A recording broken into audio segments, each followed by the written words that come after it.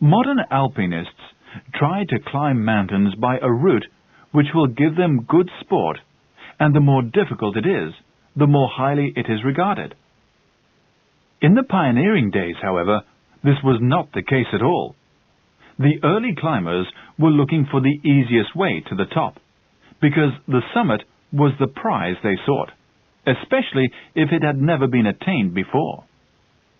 It is true that during their explorations they often faced difficulties and dangers of the most perilous nature. Equipped in a manner which would make a modern climber shudder at the thought, but they did not go out of their way to court such excitement.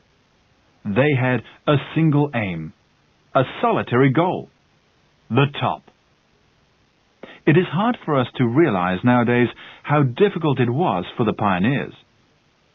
Except for one or two places, such as Zermatt and Chamonix, which had rapidly become popular, alpine villages tended to be impoverished settlements cut off from civilization by the high mountains. Such inns as there were generally dirty and flea-ridden. The food, simply local cheese, accompanied by bread often 12 months old, all washed down with coarse wine. Often a valley boasted no inn at all, and climbers found shelter wherever they could, sometimes with the local priest, who was usually as poor as his parishioners, sometimes with shepherds or cheesemakers. Invariably, the background was the same: dirt and poverty, and very uncomfortable.